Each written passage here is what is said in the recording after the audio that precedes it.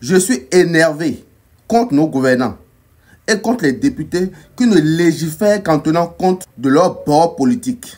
Et actuellement, ça doit être le sentiment de tout Béninois qui aime son pays. Il y a de cela quelques mois, j'avais tiré la sonnette d'alarme concernant la loi numéro 2024-31 du 02 septembre 2024 relative à la reconnaissance de la nationalité béninoise aux Afro-descendants en République du Bénin. Après sa promulgation par le président de la République, j'avais dit ici que c'est une loi très dangereuse pour tous les Béninois et pour nos progénitures.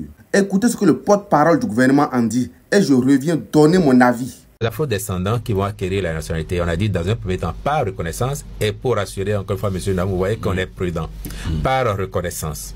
Ils auront, lorsqu'ils ont fait la demande, ils ont fait la preuve de leur afro-descendance, soit par test ADN, soit par les origines, ils auront le passeport béninois à titre de béninois par reconnaissance.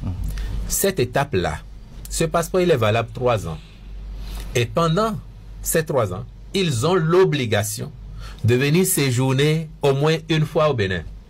Quelqu'un peut dire, moi je viens 3 jours, je viens 1 semaine, je viens 1 mois, je viens même 3 mois. Libre à lui. Vous savez qu'aujourd'hui déjà, on a exempté de visa tous les Africains, quel que soit leur pays d'origine. Je parle d'Africains, je ne parle pas d'Afro-descendants. Tous les Africains sont exemptés de visa. Donc, vous voyez, on est dans une... C'est quelque chose de logique et de cohérent que nous faisons. Donc, celui qui a son passeport, qui lui donne la nationalité béninoise par reconnaissance, il a le devoir, dans le délai de 3 ans, de venir séjourner au Bénin. S'il le fait, maintenant, il peut introduire sa demande pour être béninois plein. D'accord. Pendant qu'il est béninois par reconnaissance, il n'a pas les mêmes droits que vous. Non. Mais dès qu'il aura séjourné ici et qu'il aura introduit son dossier pour avoir la pleine nationalité, à partir de ce moment-là, il devient béninois comme nous.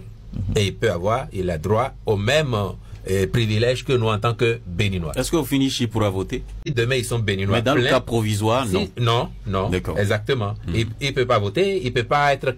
Il ne peut pas dans la fonction concourir, publique. exactement. Oui. Mais s'il a la pleine nationalité demain, donc il a les mêmes droits que tous les autres. Si cette loi voulait juste que ce soit les afro-descendants béninois, juste qu'ils reviennent prendre leur nationalité, je serais tout à fait d'accord. Mais non, selon l'article 2 de cette loi, est considérée comme afro-descendant toute personne qui, d'après sa généalogie, a un ascendant africain ou subsahérien. Ça veut dire que ce n'est pas simplement les afro-descendants béninois. Les afro-descendants de l'Afrique de l'Ouest ou subsaharienne sont pris en compte. C'est un point très important. Donc c'est tous ceux-là qui ont été déportés hors du continent africain dans le cadre de la traite négrière des Noirs et du commerce triangulaire.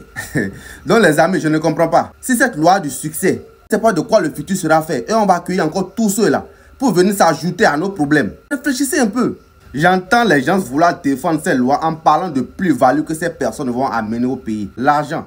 Qu'est-ce que vous faites de la fierté d'être béninois? Même si c'est un pays pauvre, on ne va pas accepter qu'on octroie aussi facilement notre nationalité aux gens. C'est quoi? Les étrangers sont toujours venus au Bénin quand ils veulent, comme ils veulent. On n'est pas un pays aussi difficile en termes d'immigration. Quand on prend une loi, il ne faut pas simplement penser dans 5-10 ans. Il faut penser à plus loin. Tenez, on sait que la majorité de ces afro-descendants viennent de l'Europe et de l'Amérique. Et toutes les statistiques montrent que c'est des continents en déclin.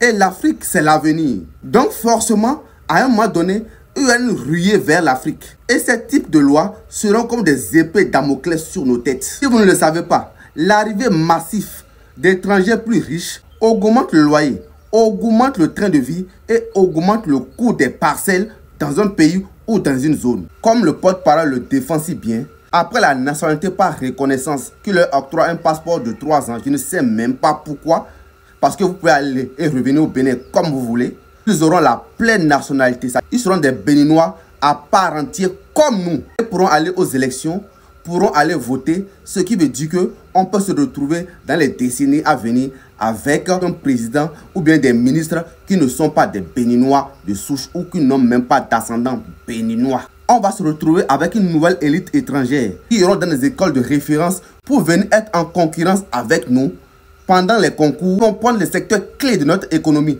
parce qu'ils sont plus puissants que nous. Est-ce que vous avez pensé à tout ça? Vraiment, Geoffroy Kiantaga, c'est avec amertume que j'ai dit.